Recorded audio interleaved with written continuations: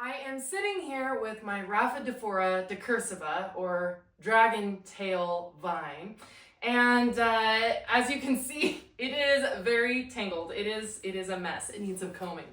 Anywho, I am very sentimental about this plant because it was in a batch of the very first plants that I ever sold on the plant bus as part of my business. And so I just can't get rid of it. Otherwise, I would be very tempted to do that rather than to deal with it. It's been sitting in my laundry room for the past year, getting shut. Its runners have been getting shut in my dryer, this poor plant. And it's actually in a pot that's not mine. It's my mother's, and she should get it back after 5 years of this plant living in it. So what I'm going to do in this episode of Unearth Horticulture is untangle this off of these dowel rods, because as you can see, it's been laddered back and forth with like 20 different Velcro ties, and these dowel rods are now no longer supporting the plant. And I'm going to replace these with a singular moss pole that's stackable, like the one I just made in my last episode of Unearth Horticulture, a recent one of those. I'll put that link here so you can go tune into that if you didn't see that. I'm going to train that, I'm going to clean it, I'm going to trim it, trim all these runners up, and hopefully this plant will get back on track, and I'll be able to actually enjoy it instead of feeling like its runners are going to strangle me in my sleep. Let's get this beast untangled.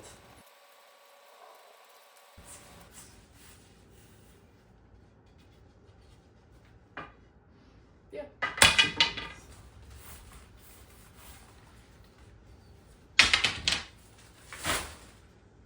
Okay. So it is now off of its supports, and I do think that some of these got brittle and broke, but you know what? There is enough plant here for me, and I can always root that back into the original pot. There are root initials everywhere on this creature. I'm trying to decide if I pull it out of its pot next. I think I may do that just so that I don't put stress on its base by laying it over this pot while I stretch all these vines out. I have a feeling this task is going to take me all afternoon. But as I untangle these, my next goal is to actually clean the leaves. I've got some microfiber cloths, I've got my baby soap, I got some water, and I think I'm going to give this a good cleaning while I have the chance. And I may do some pruning, some trimming as I go as well. All right, on that note. Woo! I don't know if you can see this. Check that out. All right, now that this is out, I'm gonna kind of scooch this plant and see what I can do.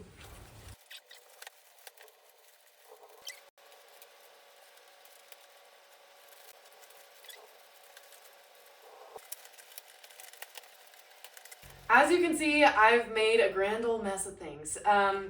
It was very confusing to unravel this plant from how I had it trained originally, how it grew. As far as I can tell, I have 5 stems that are rooted down into the main root ball. One of which, one stem seemed to be broken off originally when those dowel rods broke. I did hear a snap when that happened a couple years back. But the saving grace is the fact that this stem somewhere along the line also rooted back down into the main root ball. So I'm actually going to snip this part off that broke off, because it's really old and brittle. This is the oldest part of the vine, but it's no longer needed. But the next part is what's the most difficult. I am going to get this root ball replanted into here for starters.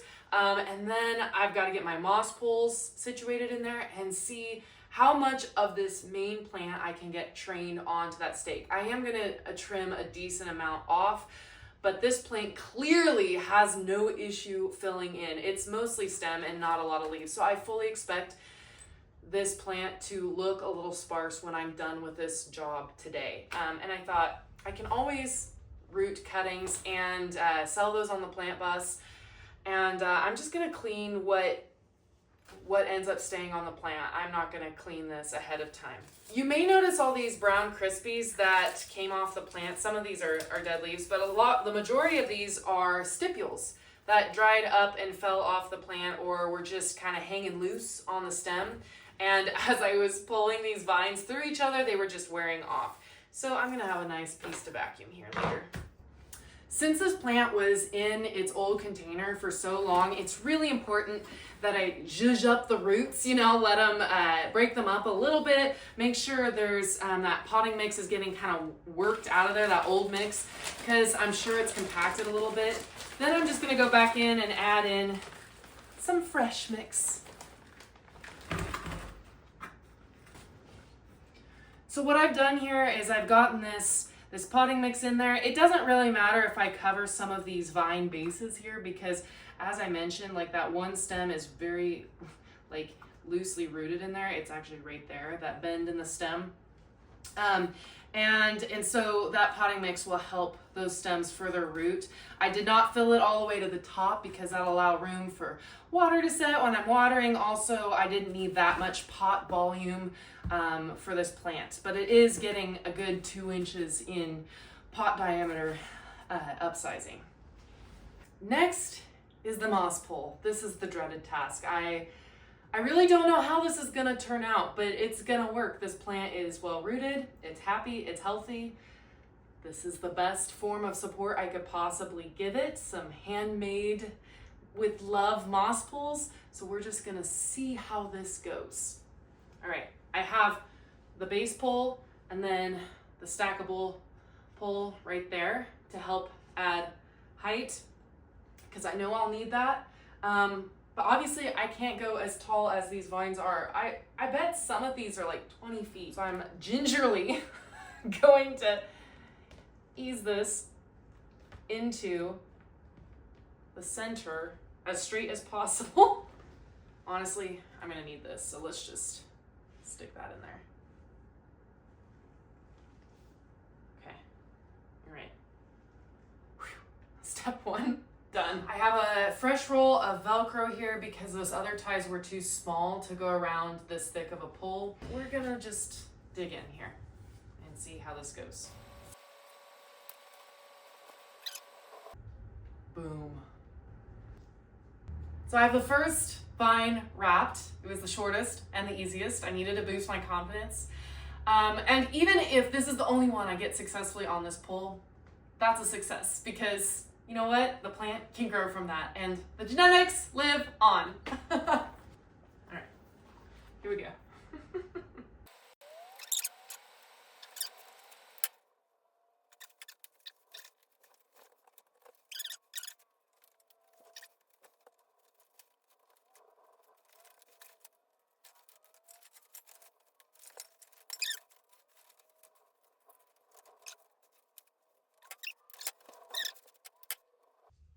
All right, 3 done. That means I definitely had at least 6 vines here. Okay, here's the deal. Because 2 of the 6 vines here are 20 plus feet long, I measured this one was 26 feet. Like, I mean,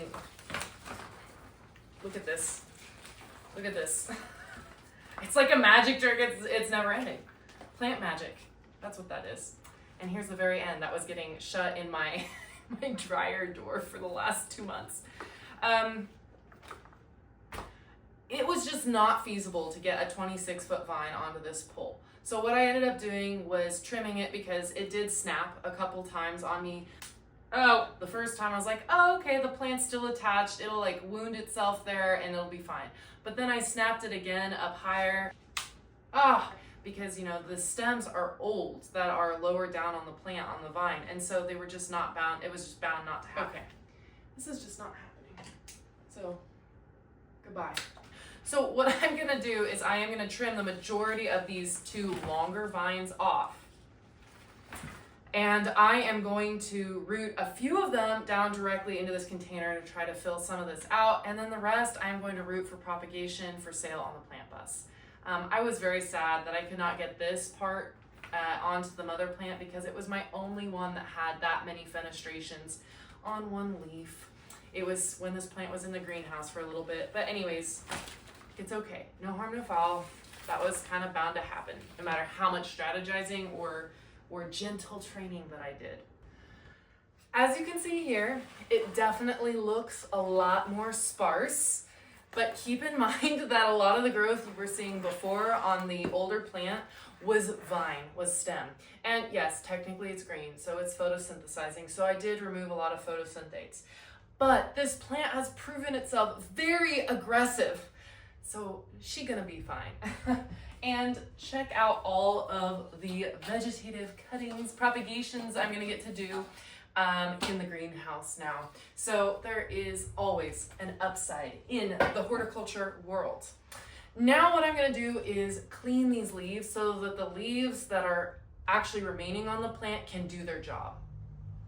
I am struggling with keeping this pole upright. It's like wobbling in the container, and that's quite normal. I really messed with those roots. I really broke them apart. I put it into a larger container. It's in dry potting mix, and this pole itself is full of water because I just made this moss pole, speaking of.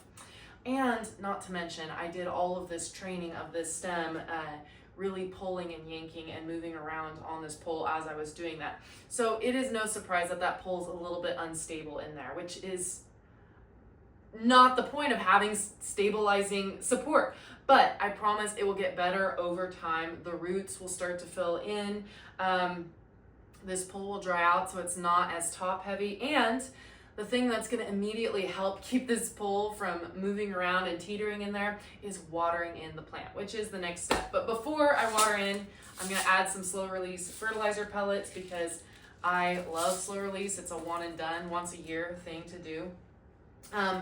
With this outdoor indoor, the pink bottle of the Osmocote, it's really important to use half the bottle instructions. So per 2-gallon pots, it's 1 capful. And this really is probably about a 3-gallon pot. So I'm going to do a 3/4 of a capful. Or 1 capful is equal to 3 tablespoons. So I could just do 2/3. And that would be about right for this. So 2/3 would be 2 tablespoons. And there is a measuring tablespoon in there, if I can get that out of there. This is a new bottle. All right, 2 tablespoons I'm going to work in there. I'm just gonna work those fertilizer pellets into that top inch of potting mix so they don't float around in there. Hang on, I'm almost done. I cannot wait to get this in a corner so that it starts to behave itself. I'm just gonna slide this wash basin underneath so I can water this till it drains out the bottom. That is really important to get it a thorough drink. I'm just going to water this in.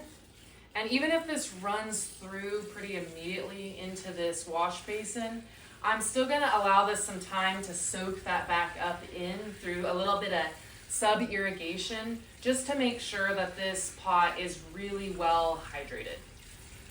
All right, it looks like that is starting to drain out the bottom, so that watering did the trick. As that's soaking, I'm gonna close this out here. I hope you enjoyed this episode of Unearth Horticulture. It was a bit messier than normal, but you know what?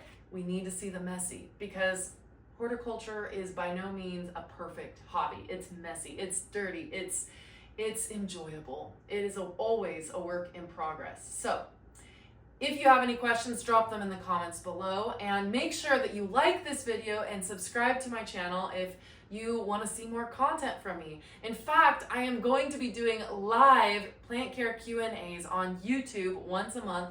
So if you subscribe, you'll get notified when those start up.